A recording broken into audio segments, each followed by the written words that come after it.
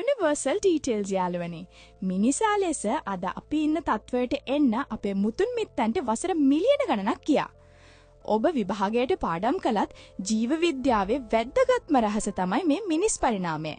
ඇයි අපේ ශරීරයේ අනවශ්‍ය කොටස් vestigial organs තියෙන්නේ? ඇයි අපේ මොලේ මෙතරම් විශාල වුනේ?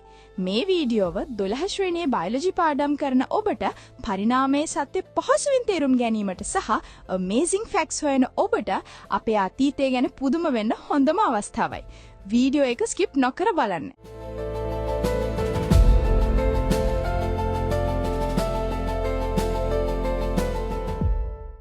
මිනිස්සු විදිහට අපි අයිති වන්නේ Homo sapiens කියන වර්ගයට. ඒත් අපිට කලින් අපේ පවුලට අයිති අය කීප දෙනෙක් ගියා. Homo habilis මොලේ ප්‍රමාණයෙන් කුඩා වූ ගල් ආයුධ ප්‍රථමයෙන් භාවිතා කළාය. Homo erectus මොවුන් තමයි ප්‍රථම වරට ගින්දර පාලනය කරන්න ඉගෙන ගත්තේ. Neanderthals මොවුන් අපිට වඩා සමීප ඥාතීන්. ඔවුන් ඉතා ශක්තිමත් වුණත් ඔවුන් වඳ වී ගියා. අපි අදටත් ඔවුන්ගේ DNA වලින් පුංචි කොටසක් දරා සිටිනවා. මිනිස් පරිණාමයේ විශාලතම පිම්මැති කලේ ගින්දර සහ මස් කෑම මගින්. Homo erectus ගින්දර සොයාගෙන මස් උයන්න පටන් ගත්තා. අමු මස් කනවාට වඩා පිසෝ මස් කෑමෙන් ශරීරයට වැඩි ශක්තියක්, කැලරි ලැබෙනවා. මේ අමතර ශක්තිය කෙලින්ම ගියේ අපේ මොලේ වර්ධනයටයි.